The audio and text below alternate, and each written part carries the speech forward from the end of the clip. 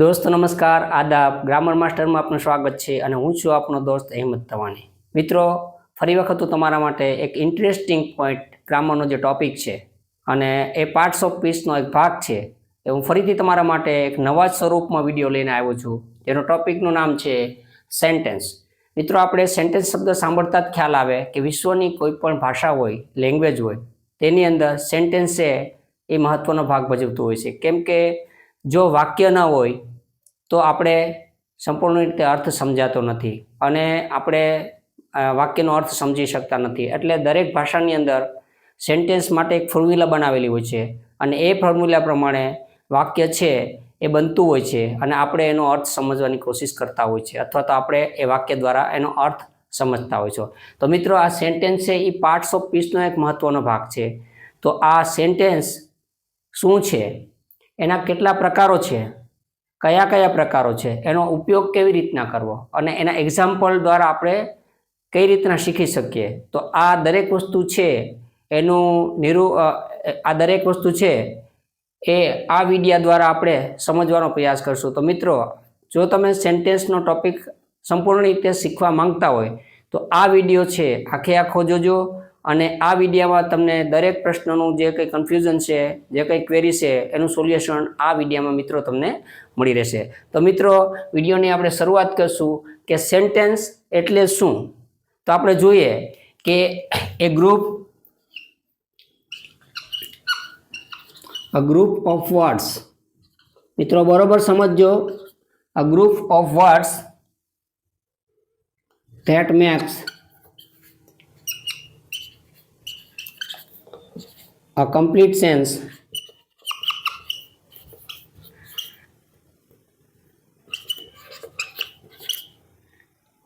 is called a sentence। હવે આ બરોબર સમજો વાક્ય શું કહેવા માંગે છે। અહીંયા એક કહે છે કે a group of the word, group of the word એટલે કે શબ્દોનો એક સમૂહ, એક જૂથ, શબ્દોનું એક જૂથ, that makes a complete sense, જે કંઈક સમજ આપે છે। શું કહે છે? A group of the word એટલે કે શબ્દોનું એક જૂથ છે, that makes a complete sense, જે કંઈક સમજ આપે છે, એને આપણે ઇઝ કોલ્ડ અ સેન્ટેન્સ, એને આપણે શું કહે છે? વાક્ય। ગુજરાતીમાં આ વાક્ય આપણે સમજવાની કોશિશ કરીએ તો આપણે એમ કહી શકાય કે શબ્દોનું એક એવું જૂથ કે જે કંઈ સંપૂર્ણ રીતે સમજ આપે છે, જેને આપણે વાક્ય કહીએ છીએ। એટલે આપણે ફરીથી કહું કે group of the words that makes a complete sense is called a sentence. હવે આપણે એવું થાય કે આ સેન્ટેન્સ છે એ કઈ રીતના આપણે ઉપયોગ કરતા હોય છે, કઈ રીતના બનતું હોય છે। તો મિત્રો જો સેન્ટેન્સ બનાવવું હોય તો તમને સરળ રીતે સમજાવવું છે તો ખ્યાલ આવી જશે। સેન્ટેન્સ હંમેશા બે ભાગમાં આપણે ડિવાઈડ કરશું, આપણે જોઈએ તો ખ્યાલ આવે। એક અહીંયા આપણે જોશું સબ્જેક્ટ અને બીજું છે પ્રેડિકેટ। મિત્રો આ બરોબર જોજો, સબ્જેક્ટ એટલે અહીંયા સબ્જેક્ટ એટલે વિષય નહીં, પણ સબ્જેક્ટ એટલે કર્તા અને પ્રેડિકેટ એટલે કર્તાની ઓળખ આપનાર શબ્દ, બે ભાગમાં આપેલો। હવે અહીંયા આપણે કર્તા આવશે, શું આવશે? કર્તા। અને અહીંયા શું આવશે તો કે ક્રિયાપદ આવશે, ત્યાર પછી કર્મ આવશે, ત્યાર પછી અન્ય શબ્દ આવશે। મિત્રો સમજવાની કોશિશ કરજો, બે ભાગ છે સેન્ટેન્સ, આ બંને વસ્તુથી સેન્ટેન્સ પૂર્ણ થાય છે। કોઈ પણ ભાષાની અંદર હોય તો એના માટે એની ફોર્મ્યુલા હોય છે। આપણે ઇંગ્લિશમાં કે ગુજરાતીમાં કે કોઈ પણ લેંગ્વેજની અંદર શીખીએ તો ત્યારે આ વસ્તુ આપણે ગ્રામેટિકલ રીતે આપણે શીખવી ખૂબ જ જરૂરી છે। તો મિત્રો જોજો, સબ્જેક્ટ એટલે કર્તા, એ કર્તા એટલે કે ક્રિયાનો કરનાર, એના દ્વારા કોઈ ક્રિયા થતી હોય છે। અને પ્રેડિકેટ એટલે એ ક્રિયાપદ કયું છે, એમાં કર્મ કયું છે, આ જે કંઈ ક્રિયા કરે છે, આ કર્તા ક્રિયાનો કર્તા છે, એ ક્રિયા કરશે એ કયા કાળમાં છે, શું ક્રિયા કરવાનું છે, કઈ પરિસ્થિતિમાં કરવાનું છે, તેનું નિરૂપણ આ વિભાગની અંદર આવે છે। એક ઉદાહરણ આપણે મિત્ર લઈએ તો ખ્યાલ આવે। દાખલા તરીકે એમ કહે છે કે હી સ્પીક ઇંગ્લિશ એવરી ડે। મિત્રો અહીંયા જોજો બરોબર, મેં અહીં ગેપ એટલા માટે રાખ્યો છે કે તમને ખ્યાલ આવે કે આ જે કર્તા છે આપણો, હી એટલે કોઈ વ્યક્તિ, નામ હોઈ શકે કે સર્વનામ હોઈ શકે, પેલો આપણો કર્તા થયો છે. પછી સ્પીક એટલે ક્રિયાપદ થયું, ઇંગ્લિશ કર્મ થયું, એવરીડે છે એ અન્ય શબ્દ થયો. એટલે આ વાક્ય એમ થયું કે હી સ્પીક્સ ઇંગ્લિશ એવરી ડે, દરરોજ તે છે દરરોજ ઇંગ્લિશ બોલે છે. તો મિત્રો ખ્યાલ આવ્યો છે, દરેક વાક્યની અંદર પેલા કર્તા હોય, કોઈ વ્યક્તિનું નામ હોય અથવા તો એની જગ્યાએ સર્વનામ પણ હોઈ શકે છે. પેલા કર્તા આવે, ત્યાર પછી એમાં ક્રિયાપદ ફરજિયાત હોય, ત્યાર પછી કર્મ ફરજિયાત હોય, ત્યાર પછી અન્ય શબ્દ હોય છે. પણ એટલું સેન્ટેન્સની ભાષામાં આપણે શીખીએ તો એમાં બે ભાગ હોય છે, એક સબ્જેક્ટ હોય છે અને બીજું છે પ્રેડિકેટ હોય છે. સબ્જેક્ટની અંદર મુખ્ય કર્તા આવે છે અને પ્રેડિકેટની અંદર ક્રિયાપદ, કર્મ અને અન્ય શબ્દ હોય છે. તો મિત્રો આ આપણે ખ્યાલ આવ્યો. હવે આપણે પ્રશ્ન એ થાય કે સબ્જેક્ટ એટલે શું અને પ્રેડિકેટ એટલે શું? તો યાદ રાખો કે સબ્જેક્ટ કોઈ વ્યક્તિ હોય અને એ કોઈ કાર્ય કરવાનું છે, કોઈ વ્યક્તિ હોય અને એ કાર્ય કરવાનું છે, તો એની જે સમજ આપે છે એને આપણે કર્તા કહેશું, એટલે કે સબ્જેક્ટ કહેશું. અને પ્રેડિકેટ એટલે શું? તો કે જે વ્યક્તિ છે, કોઈ વ્યક્તિ દ્વારા જે કાર્ય કરવાનું છે એની પૂરેપૂરી સમજ અહીંયા આપે છે આ વાક્યની અંદર, એને પ્રેડિકેટ કહેશું. આ વાક્યની અંદર દાખલા તરીકે આપણે ઉદાહરણ જોઈએ તો હી છે એ કર્તા છે. હવે આ જે છે સ્પીક ઇંગ્લિશ એવરી ડે, દરરોજ અંગ્રેજી બોલે છે, પ્રેડિકેટની અંદર કીધું. કોણ બોલે છે?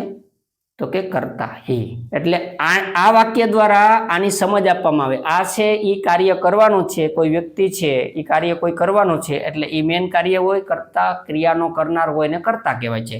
એટલે આ છે એ આપણો કર્તા થયો છે. ત્યાર પછી કોઈ કાર્ય થવાનું છે, તો એ કઈ પરિસ્થિતિમાં થવાનું છે, તો કે શું થવાનું છે, તો એ પ્રેડિકેટમાં આવે છે. એટલે કે કર્મ, ક્રિયાપદ હોય, કર્મ હોય અને અન્ય શબ્દ હોય. તો આના દ્વારા આપણે ખ્યાલ આવે છે. મિત્રો તો આ ઇન્ટ્રોડક્શનમાં તમને થોડો ખ્યાલ આવી ગયો છે કે કોઈ પણ સેન્ટેન્સ છે એ કઈ રીતના બને. તો યાદ રાખવાનું છે કે બે ડિપાર્ટમાં ડિવાઈડ કરી શકીએ છીએ આપણે. એક છે એને આપણે સબ્જેક્ટ કહેશું, એટલે કે ક્રિયાનો કરનાર આવશે, ક્રિયાની ઓળખ કરનાર, જે ક્રિયા થવાની છે કોણ કરવાનું છે એની ઓળખ આપણે અહીંથી થશે. અને બીજું છે પ્રેડિકેટ. પ્રેડિકેટની અંદર મિત્રો શું આવશે? તો કે કોઈ પણ ક્રિયા થવાની છે એટલે એનું ક્રિયાપદ આવશે, કર્મ આવશે, અન્ય શબ્દ છે, અને આ પોતે છે એ ક્રિયા કરનારની ઓળખ રજૂ કરે છે, એટલે એને આપણે પ્રેડિકેટ કહીશું. તો આમાં સબ્જેક્ટ અને પ્રેડિકેટ. મિત્રો આ વસ્તુનો ખ્યાલ તમને આ ઉદાહરણ દ્વારા અહીંયા લખેલું છે એના દ્વારા મેં તમને સમજાવ્યું છે, તો તમારા દિમાગમાં, તમારા માઇન્ડની અંદર આ વસ્તુ સમજાઈ ગઈ હશે. મિત્રો આના પછી હવે આપણે એ શીખવાનું છે કે અહીંયા તો આપણે ખ્યાલ આવી ગયો કે સેન્ટેન્સ કઈ રીતના બને, એની ફોર્મ્યુલા કઈ રીતના હોય, પણ હવે આપણે એ પણ જોવાનું છે કે સેન્ટેન્સના પ્રકાર કેટલા હોય છે, કયા કયા હોય છે, કઈ રીતના ઓળખવામાં આવે. તો મિત્રો હવે આપણે શરૂઆત એના પ્રકારથી કરશું. તો મિત્રો આ ટોપિક તમારા માટે ખૂબ જ મહત્વનો થવાનો છે, કારણ કે સેન્ટેન્સ લાગે છે નાનો એવો ટોપિક, પરંતુ ખરેખર નાનો નથી, કારણ કે એને સિસ્ટમથી સમજવામાં આવે, એને એક પછી એક ઓળખવામાં આવે, તો આ ટોપિક છે એ તમારા માટે ખૂબ જ ઇમ્પોર્ટન્ટ છે. ટોપિક દેખાય છે નાનો, પણ નાનો નથી. કોઈ પણ ગ્રામરના જે સ્ટુડન્ટ હોય છે એના માટે વસ્તુ આ શીખવી ખૂબ જ જરૂરી છે. અને હું તમને દરેક મુદ્દાઓ છે આના ઉપયોગ ક્યાં થાય છે, કઈ રીતના વાક્ય બને છે, અને કાઇન્ડ્સ ઓફ ધ સેન્ટેન્સ, ખૂબ મહત્વનો ટોપિક, ખૂબ મહત્વનો, કારણ કે આજ દિવસ સુધી આપણને ખબર નથી કેટલા પ્રકારના વાક્યો હોય છે. તો આજે હું તમને આ ટોપિક છે એ એક પછી એક શીખવાડું છું. મિત્રો બરોબર ધ્યાનથી અવલોકન કરી અને સમજજો, અને આ ટોપિક હું તમને સમજાવું સરળ શૈલી અને સરળ ભાષામાં, તેને તમે પણ સમજવાની કોશિશ કરજો. તો મિત્રો આ જે કાઇન્ડ છે, 4 પ્રકાર આપણે જોઈએ, એને ડિવાઈડ પાડશું કાઇન્ડ્સ ઓફ ધ સેન્ટેન્સ. તો એને આપણે 4 ડિપાર્ટમાં 4 સેન્ટેન્સ છે એ અલગ અલગ આપણે સમજશું. તો 4 સેન્ટેન્સ કયા, 4 પ્રકારના વાક્યો છે એ કયા કયા છે, તો હું તમને એનો ખ્યાલ આપી દઉં છું. પહેલું છે એસર્ટિવ સેન્ટેન્સ, એસર્ટિવ ઓર ડિક્લેરેટિવ.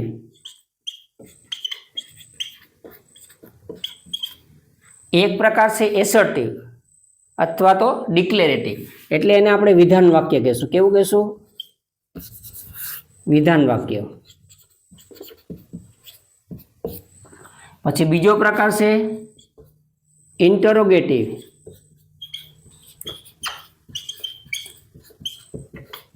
ઇન્ટરોગેટિવ એટલે શું થશે?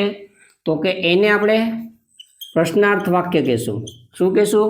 પ્રશ્નાર્થ. ત્રીજું છે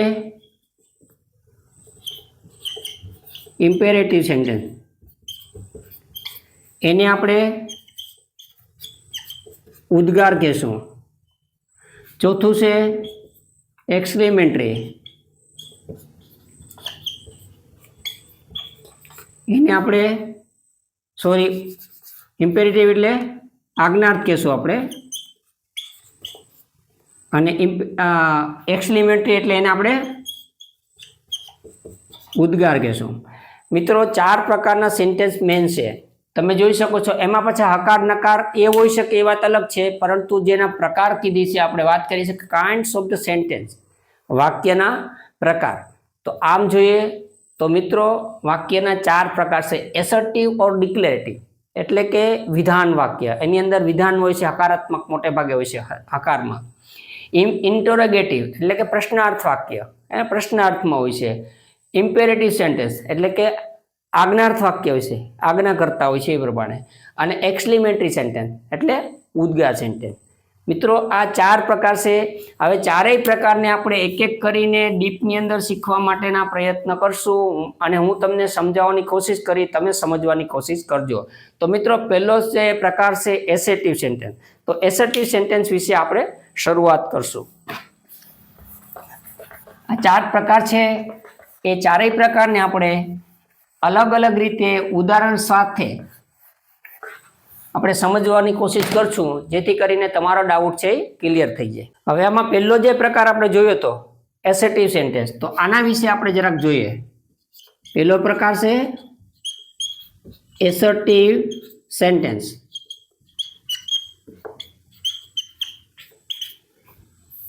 એસર્ટિવ એટલે વિધાન વાક્ય. આપણે વિધાન વાક્ય વિશે સમજીએ તો આ જે વાક્ય છે એમાં હકાર નકાર હોઈ શકે છે. મતલબ કે પોઝિટિવ એટલે હકારાત્મક વાક્ય, નેગેટિવ એટલે નકારાત્મક વાક્ય એમાં હોઈ શકે પેટાની અંદર. પણ મેઇન પ્રકાર છે વિધાન વાક્યનો એસર્ટિવ કહેવાય છે. દાખલા તરીકે એક આપણે ઉદાહરણ જોઈએ તો સી સ્પીક્સ ઇંગ્લિશ. બરોબર જોજો મિત્રો, આપણે પહેલું જ કીધું હતું શરૂઆતની અંદર ઇન્ટ્રોડક્શન આપી ત્યારે કે સબ્જેક્ટ હોય છે અને પ્રેડિકેટ હોય છે. તો આ આપણું સબ્જેક્ટ થયો છે. પહેલા વાક્યની અંદર આપણે શું થયું? સબ્જેક્ટ થયો છે. અને પછી સ્પીક્સ ઇંગ્લિશ છે એ આપણું પ્રેડિકેટ થયું છે. હવે આ વાક્ય છે પોઝિટિવ છે. કેવું છે? હકારાત્મક છે, એટલે આને આપણે પોઝિટિવ કહેશું. હવે સમજી લો કે આ જ વાક્યને આપણે એમાં ને એમાં નેગેટિવ કરવાનું હોય તો આપણે જોઈએ C does not speak English. તો હવે જોઈએ આ વાક્યની અંદર આ છે સબ્જેક્ટ થયું છે એટલે કે કર્તા થયું છે, બાકીનું જે કંઈ છે એ શું થયું? તે પ્રેડિકેટ થયું છે. અને આ છે એ નેગેટિવ અર્થ સૂચવે છે.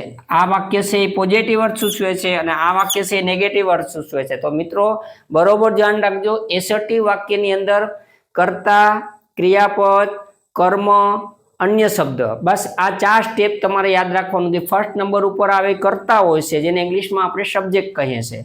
પછીનું જે કંઈ આવે છે એ આપણું વર્બ હોય છે એટલે કે ક્રિયાપદ. પછી કર્મ ઓબ્જેક્ટ ને અધર વર્ડ્સ એટલે કે અન્ય શબ્દ હોઈ શકે છે. તો આ રીતના એસર્ટિવ વાક્ય છે એમાં આ કર્તા થયો, એ ક્રિયા કઈ કરવાની છે એના માટે આ કર્તા તૈયાર છે, આ પેલો આવે કરતા હોય. પછી આ ક્રિયાપદ, કર્મ અને અન્ય શબ્દ જે પણ હોય છે એને પ્રેડિકેટ કહેવાય છે. એટલે કે આ જે શબ્દો છે એ આની ઓળખ આપે છે કે આ ભાઈ વ્યક્તિ છે એ આ કામ કરવાનો છે. એટલા માટે સબ્જેક્ટ અને પ્રેડિકેટ.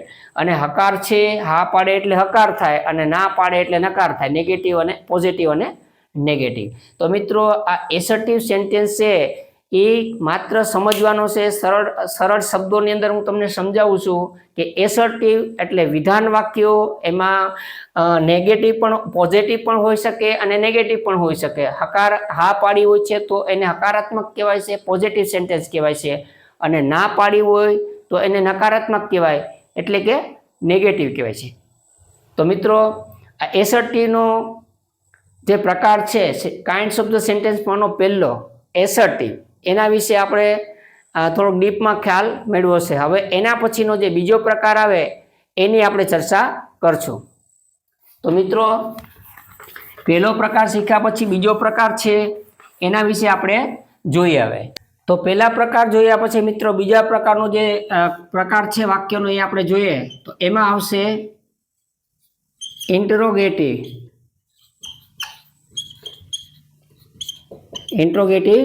સેન્ટેન્સ।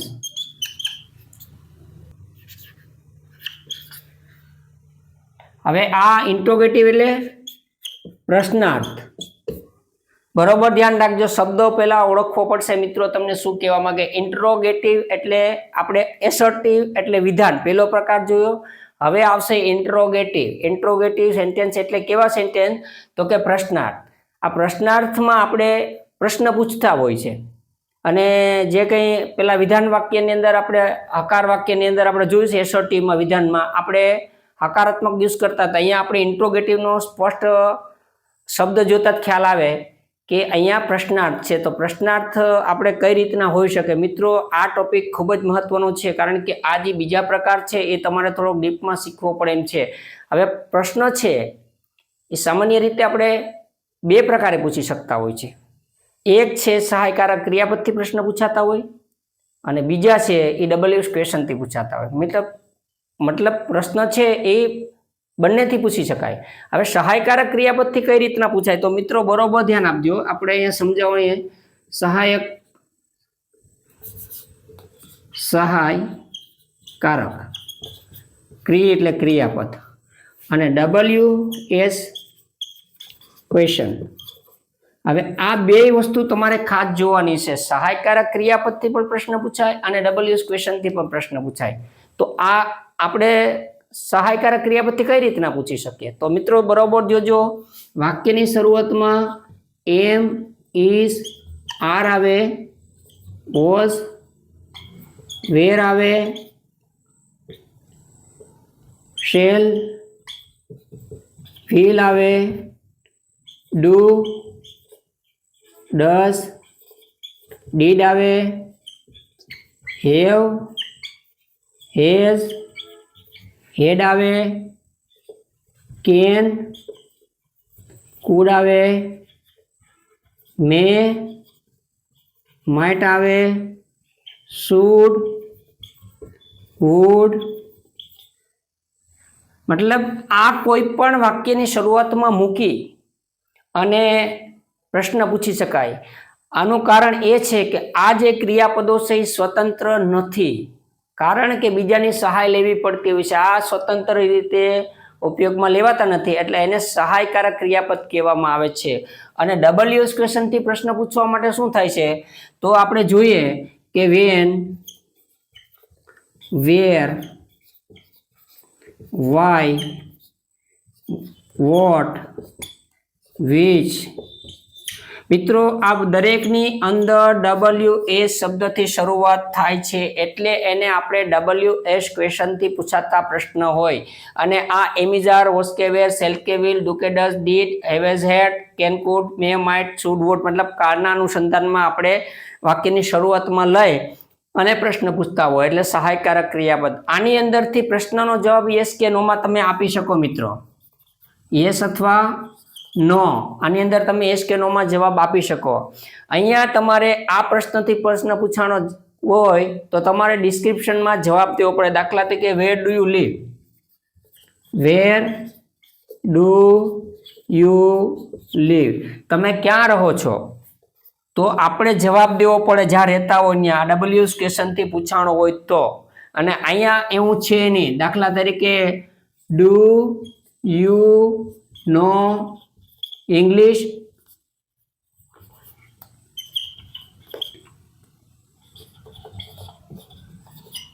મિત્રો બરોબર જોજો, એમ પૂછ્યું કે તમને અંગ્રેજી આવડે છે તો આપણે કહીશું યસ અથવા નો. અહીંયા એમ કીધું વેર ડુ યુ લીવ, તમે ક્યાં રહો છો, તો તમે યસ કે નો નહીં કહી શકો. I live in Veraval, I live in Rajkot, I live in Ahmedabad. કોઈ પણ જગ્યાએ આપણે જવાબ દેવો પડશે. તો જ્યારે આપણે ડિસ્ક્રિપ્શનમાં જવાબ દેવો પડે મિત્રો, એ ડબલ્યુએસ ક્વેશ્ચનમાં હોય છે. અને સહાયકારક ક્રિયાપદમાંથી પ્રશ્ન પૂછાણો હોય તો યસ કે નો થી આપણે જવાબ દેવો પડે છે. તો આ ટોપિક છે એ પણ આપણા માટે ખૂબ મહત્વનો છે. યાદ રાખજો મિત્રો, ઇન્ટ્રોગેટિવ સેન્ટેન્સની અંદર આ સહાયકારક ક્રિયાપદ વાક્યની શરૂઆતમાં મૂકી અને આપણે પ્રશ્ન પૂછતા હોય છે તો એમાં યસ કે નો થી જવાબ આપી શકતા હોય છે. એવી રીતના ડબલ્યુએસ ક્વેશ્ચનથી આપણે જ્યારે પ્રશ્ન પૂછતા હોય ત્યારે યસ કે નો થીમાં પ્રશ્નનો જવાબ ન આપી શકીએ, ડિસ્ક્રિપ્શનમાં આપણે એક સેન્ટેન્સમાં એનો જવાબ આપવો પડતો હોય. તો આ ટોપિક બરાબરને સમજવાની કોશિશ કરજો. મિત્રો, ઇન્ટ્રોડક્ટિવ સેન્ટેન્સ એટલે કે કાઇન્ડ્સ ઓફ સેન્ટેન્સનો બીજો પ્રકાર શીખ્યા પછી આપણા માટે ત્રીજા નંબરનો જે પ્રકાર આવવાનો છે. તો આ બે ટોપિક છે, આ બે પ્રકાર છે એ ખરેખર તમે સમજી ગયા છો અને તમને ખ્યાલ આવી ગયો છે કે આ બંને પ્રકાર છે. પેલો છે એસર્ટિવ સેન્ટેન્સ અને બીજો છે ઇન્ટ્રોગેટિવ સેન્ટેન્સ. એટલે કે પેલું છે એસર્ટિવ, વિધાન વાક્યના કેમ બને એના માટે કીધું છે. વિધાન વાક્ય માટેનો પેલો પ્રકાર છે એસર્ટિવ સેન્ટેન્સ, બીજો છે ઇન્ટ્રોગેટિવ અને ત્રીજો પ્રકાર છે ઇમ્પેરેટિવ સેન્ટેન્સ. મિત્રો બરોબર જોજો, ઇમ્પેરેટિવ સેન્ટેન્સ. ઇમ્પેરેટિવ સેન્ટેન્સ એટલે કે ઉદ્ગાર, આજ્ઞાર્થ. હવે આ બરોબર જોજો, આની અંદર આજ્ઞા કરવાની હોય છે અને આ ખાસ કરીને ઘણી વખત આપણે શબ્દો જોતા જ ખ્યાલ આવે. પ્લીઝ કે કાઇન્ડલી શબ્દ આમાં ક્યાંય ને ક્યાંય વાક્યની અંદર યુઝ થતો હોય છે. આ યાદ રાખવાથી પણ આપણે ખબર પડી જાય છે ક્યાંક ને ક્યાંક પ્લીઝ હેલ્પ મી, મારી મદદ કરો. બરાબર મિત્રો, જે ઇમ્પેરેટિવ સેન્ટેન્સ છે એટલે કે આજ્ઞાર્થ છે એની અંદર આપણે કમાન્ડ હોય, એડવાઇસ હોય, સલાહ સૂચન, હુકમ જેવી વસ્તુઓ છે એ ઇમ્પેરેટિવ સેન્ટેન્સની અંદર આવશે. દાખલા તરીકે ગુજરાતીમાં આપણે સમજીએ તો એમ કહીએ કે ઊભા થાવ, બેસી જાઓ, બારી ખોલો, બારી બંધ કરો, તમારી બુક ઓપન કરો, તમે આટલું વર્ક કરો. મતલબ એ આજ્ઞા કરી, અથવા તો મેં તમને કીધું કે મને મદદ કરો, રિક્વેસ્ટ કરી હોય છે, સલાહ આપી હોય છે, સૂચન કર્યું હોય છે, આજ્ઞા કરી હોય છે, એ ઇમ્પેરેટિવ સેન્ટેન્સમાં આવે. હવે જો એક વસ્તુ ખાસ નોંધ લેજો કે વિધાન વાક્યની અંદર શું હોય, તમે બારી બંધ કરો, તમે બારી બંધ કરો. હવે જો આ કર્તા થયો, આ કર્મ થયો અને આ ક્રિયાપદ થયો. આજ્ઞાર્થ વાક્યની અંદર ક્યારેય પણ કરતા હોય નહીં. એટલે આપણે આ શબ્દ કાઢી નાખીએ એટલે બારી બંધ કરો, કર્મ અને ક્રિયાપદ. Open the door, open the door, please help me. તો મિત્રો આવા જે વાક્ય છે, આજ્ઞા કરવા, એડવાઇસ કરવી, રિક્વેસ્ટ કરવી, એવા જે વાક્ય છે એ ઇમ્પેરેટિવ સેન્ટેન્સની અંદર આવશે. હવે હું તમને એક એક ઉદાહરણ જે વસ્તુનું છે એક એક ઉદાહરણ તમને આપું તો તમને ખ્યાલ આવશે. પેલું કમાન્ડ. કમાન્ડ શબ્દ જોતા જ આપણે ખબર પડી જશે કે હુકમ. કોઈ પણ પર કમાન્ડ કરવો, કમાન્ડો શબ્દ હોય છે. કમાન્ડ શબ્દ એટલે હુકમ કરો. દાખલા તરીકે ઓપન યોર બુક. દાખલા તરીકે સ્કૂલની અંદર વિદ્યાર્થીઓને કીધું, કમાન્ડ કર્યો હોય છે કે ભાઈ તમારી બુક ખોલો, તો આ છે એ હુકમ કર્યો. ત્યાર પછી રિક્વેસ્ટ કરીએ,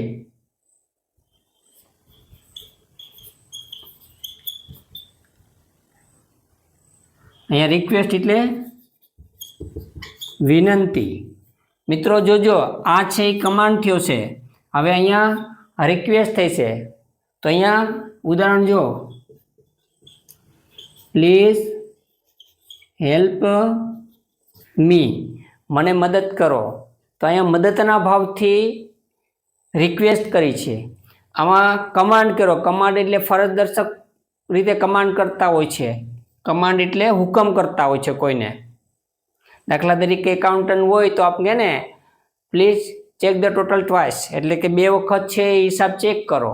એના ક્લાર્કને, મતલબ એકાઉન્ટન્ટ છે એના ક્લાર્કને ઓર્ડર કરતો હોય છે, કમાન્ડ કરતો હોય છે કે પ્લીઝ અહીંયા કમાન્ડ કરતો હોય છે. શું કહે છે કે ચેક ધ ટોટલ ટ્વાઇસ, 2 વખત ચેક કરો, હિસાબ છે 2 વખત ચેક કરો.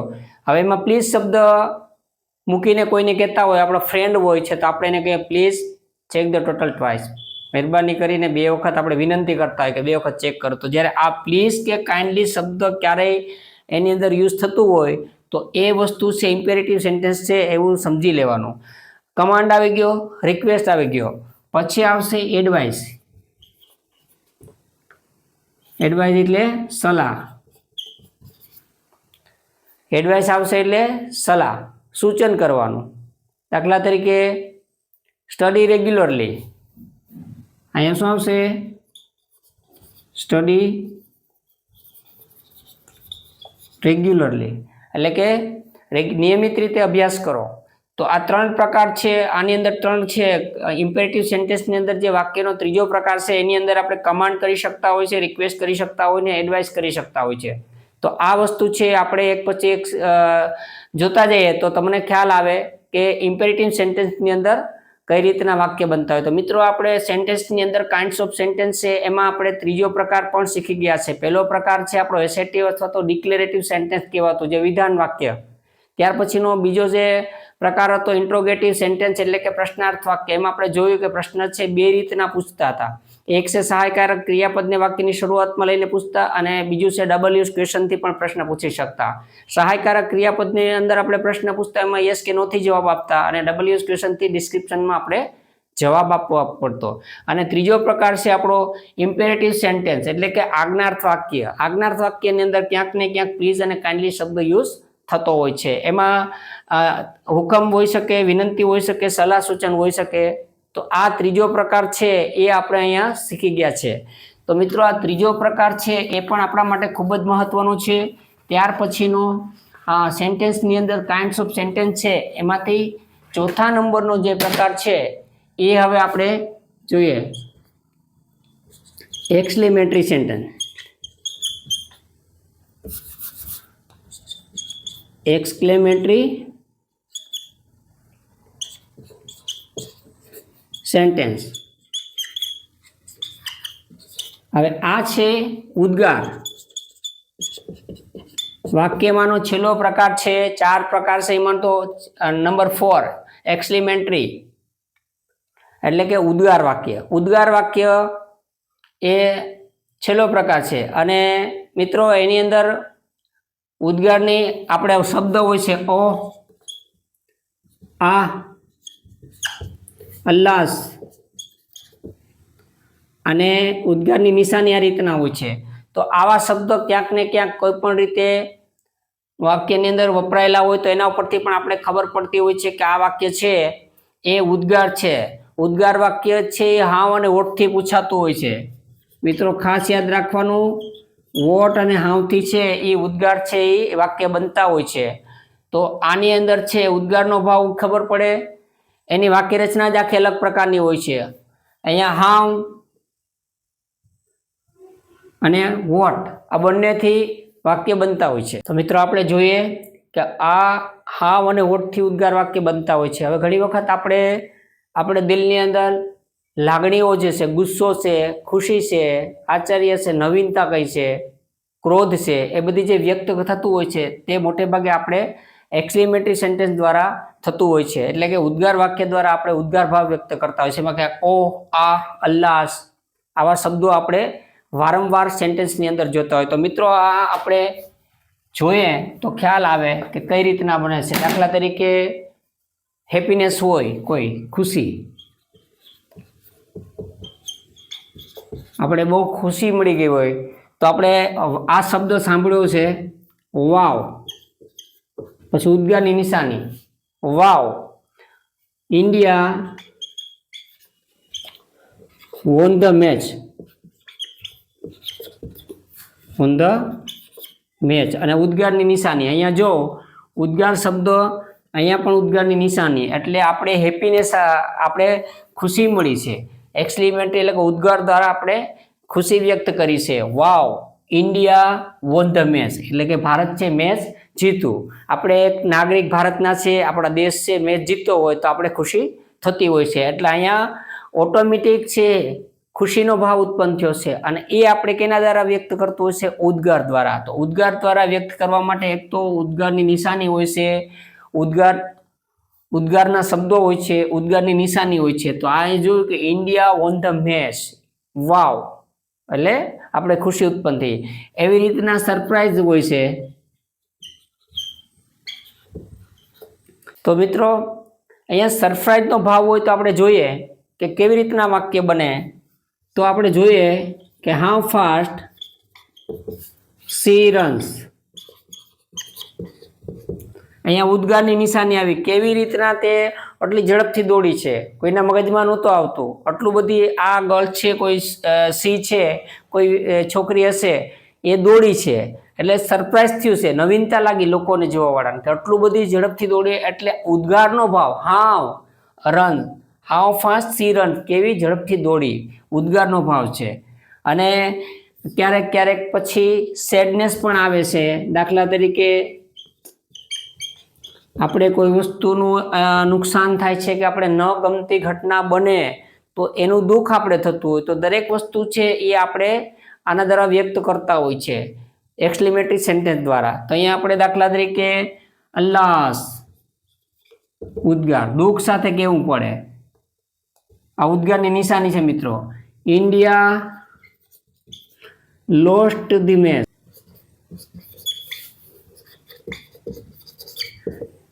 હવે જો અહીંયા આપણે અલ્લાહ શબ્દ દુઃખ સાથે, India lost the match.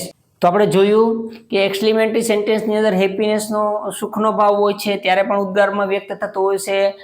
Surprise હોય, કોઈ નવીનતા હોય છે, આશ્ચર્યચકિત કરતી એવી વાત હોય ત્યારે પણ આપણે એક્સક્લેમેટરી સેન્ટેન્સનો ઉપયોગ કરતા હોય. અને સેડનેસ હોય, ઉદાસીનતા આવે એવી ઘટના જ્યારે બનતી હોય ત્યારે પણ આપણે મતલબ કે ઉદાસીનતાનો ભાવ પણ વ્યક્ત કરતા હોય. તો મિત્રો આ આપણે જોયું છે કે સેન્ટેન્સ છે એમાં કાઇન્ડ્સ ઓફ ધ સેન્ટેન્સ એના કેટલા પ્રકાર છે. આપણે દરેક પ્રકાર શીખી ગયા. પહેલો પ્રકાર જે આપણો હતો એ હતો એસેટિવ સેન્ટેન્સ અથવા તો ડિક્લેરેટિવ સેન્ટેન્સ હતો. ત્યાર પછીનો બીજો પ્રકાર આપણે જોયો તો ઇન્ટ્રોગેટિવ પ્રકાર હતો, ઇન્ટ્રોગેટિવ સેન્ટેન્સ એટલે કે પ્રશ્નાર્થ વાક્ય કેમ બને એનો પ્રકાર હતો. ત્રીજો આપણે જોયો તો ઇમ્પેરેટિવ સેન્ટેન્સ હતું એટલે કે આજ્ઞાર્થ વાક્ય છે એ કેવી રીતના બને. અને ત્યાર પછી છેલ્લો આપણી સામે છે એ એક્સક્લેમેટરી સેન્ટેન્સ એટલે કે ઉદ્ગાર વાક્ય કેવી રીતના બને. મિત્રો આ દરેક ટોપિક, આ જે સેન્ટેન્સના જે પ્રકાર છે કાઇન્ડ્સ ઓફ ધ સેન્ટેન્સ, એ એક એક પહેલાં એને ઇન્ટ્રોડક્શન તમને આપી છે કે સેન્ટેન્સ કેને કહેવાય છે, એ કેવી રીતના હોઈ શકે છે, એનો અર્થ પરિપૂર્ણ કરે છે, એમાં સબ્જેક્ટ ને પ્રિડિકેટ હોય છે એ તમને પહેલાં સમજાવી દીધું. ત્યાર પછી એનો ઉપયોગ કઈ રીતના કરવાનો અને પછી એના પ્રકાર આપણે જોયા છે. હવે આ કાઇન્ડ્સ ઓફ ધ સેન્ટેન્સ છે એ ચારે ચાર પ્રકાર મિત્રો આ વિડીયો દ્વારા તમને સંપૂર્ણ રીતે માહિતગાર કરવામાં આવ્યા છે. અને દરેક જે પ્રકાર છે વાક્યના એ એક પછી એક ઉદાહરણ સાથે તમને સમજણ, ડીપમાં સમજણ આપી અને એક એક પ્રકાર તમને સમજાવવા માટે મિત્રો મેં પ્રયાસ કર્યો છે. અને મને ખાતરી છે કે આ વિડીયો દ્વારા તમે સમજવાની કોશિશ કરશો અને તમને જે આ ટોપિકનો જે ડાઉટ છે, કોઈ પણ ક્વેરી હોય કે કોઈ પણ કન્ફ્યુઝન હોય તો એ દૂર થઈ જશે. મિત્રો આ વિડીયો થોડો લાંબો છે કેમ કે દરેક જે પ્રકાર છે અને ઇન્ટ્રોડક્શન છે એ ડીપમાં મારે તમને સમજાવવું પડે છે, જેથી કરીને થોડો વિડીયો લાંબો છે પરંતુ તમારા માટે આ વિડીયો ખૂબ જ ઉપયોગી થશે. મિત્રો દરેક ટોપિક આપણા માટે ઉપયોગી હોય છે કેમ કે આપણે ગ્રામરના સ્ટુડન્ટ છે અને ગ્રામરનો ટોપિક છે મિત્રો આખા વિડીયાની અંદર આ જે સેન્ટેન્સનું જે આખું સોલ્યુશન છે એ મેં આપેલું છે. અને એના પ્રકાર, એનો ઉપયોગ ક્યાં કરવો, સેન્ટેન્સ શું છે, કેટલા પ્રકાર છે, કઈ રીતના એનો યુઝ કરવો છે અને કેમ એનો સેન્ટેન્સ બને છે, એ તમામ વસ્તુ મેં આ વિડીયોમાં તમને સરળ ભાષામાં, સરળ શૈલીમાં મિત્રો સમજાવવાની કોશિશ કરી છે. તો મને ખાતરી છે કે આ વિડીયો તમને ગમશે અને આ વિડીયો દ્વારા તમે ગ્રામરનો એક ટોપિક છે સેન્ટેન્સ, એમાં પાવરફુલ થઈ જશો અને તમે માસ્ટર બનશો એવી મને આશા છે. મિત્રો, આ વિડીયો જો તમને ગમે તો તમે લાઈક, શેર, કમેન્ટ અને નવા મિત્રો હોય તો સબસ્ક્રાઈબ કરજો. મિત્રો, થેન્ક યુ વેરી મચ.